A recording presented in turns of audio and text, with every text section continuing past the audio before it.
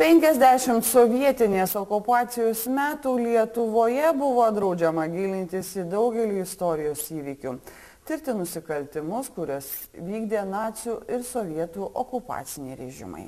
Gruodžio 11 dieną Ariogalos gimnazijoje įvyko projektų Misija Sibiras 2008 pristatymas.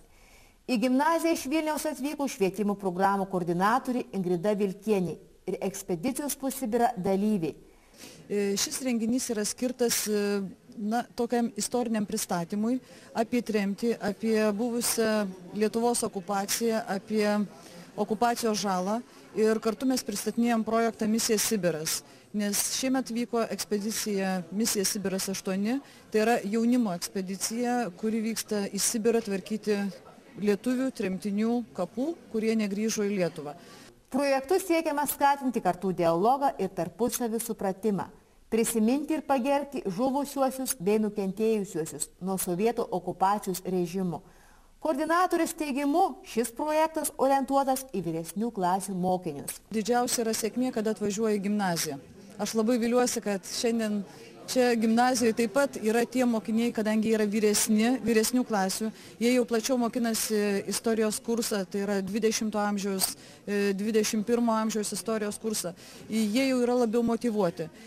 Kita vertus, jie kalba kartu su ekspedicijų dalyviais, kurie yra panašaus amžiaus, tai yra 18, 19, 20 metų.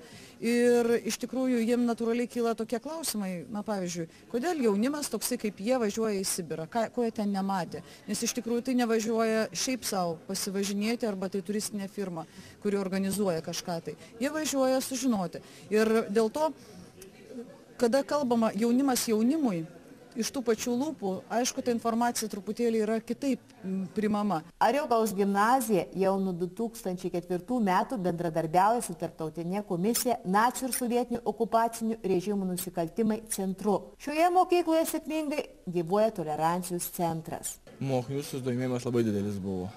Tiesiog mes galbūt net negalim visų sukviesti dėl ploto trūkumo, bet jų susidomėjimas buvo labai didelis. O į tą tolerancijos veiklą tai įsitraukė nemažai mokinių. Štai organizavom tolerancijos dieną, taip pat mokiniai labai noriai dalyvavo, prisidėjo prie tolerancijos dienos minėjimo. Šio informacinių turų tikslas – kuo didesniai visuomenės daliai pristatyti kelionės į Sibirą įspūdžius, suteikti galimybę jauniems žmonėms priartėti prie Lietuvos istorijos.